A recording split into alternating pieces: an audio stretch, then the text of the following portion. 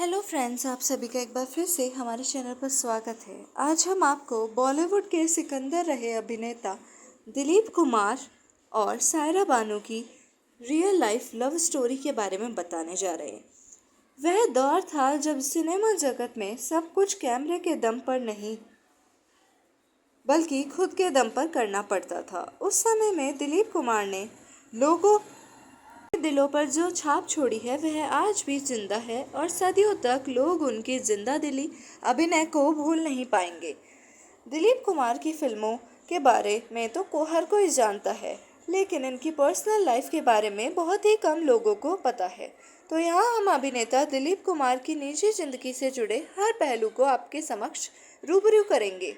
11 दिसंबर 1922 को पाकिस्तान के पेशावर में आयशा बेगम और लाला गुलाम सरवर खान के घर जन्मे दिलीप कुमार उर्फ यूसुफ खान का परिवार साल 1930 में पेशावर छोड़कर मुंबई रहने के लिए आ गया था।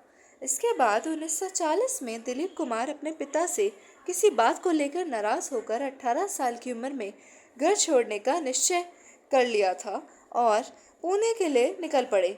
पुणे में दिलीप ने कई सारे छोटे मोटे बिजनेस किए। फिर वो बॉम्बे टॉकीज की मालकिन और एक्ट्रेस देविका रानी से मिले। वो उन्हें 1250 रुपये वार्षिक सैलरी पर रखने को तैयार हो गई थी। साथ में दिलीप कुमार स्टोरी राइटिंग और स्क्रिप्ट राइटिंग में मदद किया करते थे, क्योंकि वे उर्दू भाषा के अच्छे ज्ञाता थे। वे इन कामों को 2 साल तक करते रहे। इस दौरान देविका रानी के कहने पर वह यूसुफ से दिलीप कुमार बन गए। अब तक इस बारे में उन्होंने अपने परिवार को कुछ नहीं बताया था।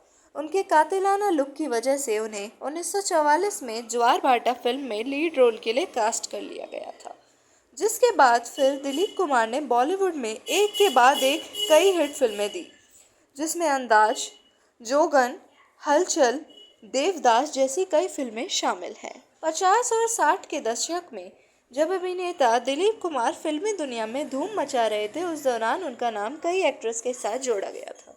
इनमें से एक अभिनेत्री कामिनी कौशल थी। कहा जाता है कि दिलीप के ज़माने में एक्ट्रेस कामिनी कौशल के प्यार में पागल थे। इतना ही नहीं, कामिनी कौशल भी एक्ट्रेस से पागलों की तरह प्यार करती थी। दोनों ने पहली बार साल 1948 में आई फिल्म शहीद में एक साथ काम किया था। इसी फिल्म के जरिए दोनों की दोस्ती हुई और दोस्ती धीरे धीरे प्यार में बदल गई थी। कामिनी भी दिलीप कुमार से प्यार तो करती थी, लेकिन वह पहले से ही किसी और के साथ शादी के बंधन में बंध चुकी थी।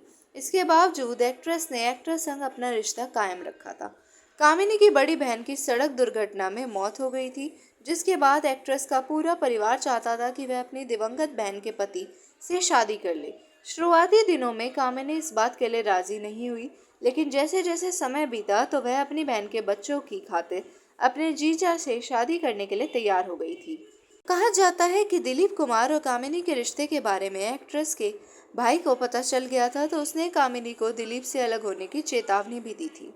इसके साथ ही उन्होंने दिलीप कुमार को मारने की धमकी भी दी थी।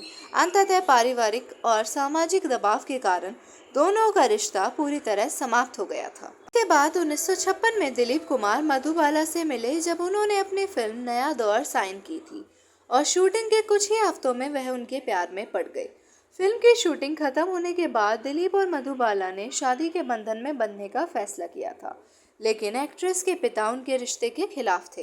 इतना ही नहीं कि उन्होंने मधुबाला को आउटडोर शूटिंग के लिए जाने से रोक दिया था, जिससे उनकी फिल्म नया दौर पूरी नहीं हो पाई थी। जबकि निर्माताओं ने मधुबाला और उनके पिता को अदालत में घसीटा था। दिलीप के साथ उनके ब्रेकअप से पहले फिल्म का निर्माण फिर से शुरू नहीं हुआ था। दिलीप ने मधुबाला के सामने अपनी भावनाओं को कबूल किया था, लेकिन वह अपने पिता के खिलाफ नहीं जा सकी, जिसके कारण कपल का ब्रेकअप हो गया और दोनों हमेशा के लिए अलग हो गए। 5 दशक से अधिक के अपने करियर में दिलीप कुमार का नाम उनके सह कलाकारों वहीदा रहमान और वैजयंती माला से भी जोड़ा गया था। जाता है कि दिलीप किशोरावस्था में इतने हैंडसम थे कि लड़कियां उनकी एक झलक पाने के लिए कई घंटों इंतजार करती थी। दिलीप कुमार के कातिलाना लुक को देखकर सायरा बानो 12 साल की उम्र से ही उनको प्यार करने लगी थी। वह अक्सर अपनी मां के साथ दिलीप कुमार की फिल्म देखने जाया करती थी। कहते हैं बस यहीं से सायरा ने मन ही मन में दिलीप कुमार को अपना बना लिया था। वक्त के साथ साथ वह उनके नाम के सपने बुनने लगी। वह 16 साल की थी जब 1960 में दिलीप कुमार की सुपरहिट फिल्म मुगले आजम का पहला प्रीमियर मुंबई के प्रसिद्ध मराठा मंदिर मूवी हॉल में आयोजित किया गया था, जिसमें दिलीप कुमार आने वाले थे। जब सायरा को इसकी सूचना मिली तो अपने पसंदीदा नायक की एक झलक पाने की उम्मीद करते हुए वह इस शो में पहुंच गई थी।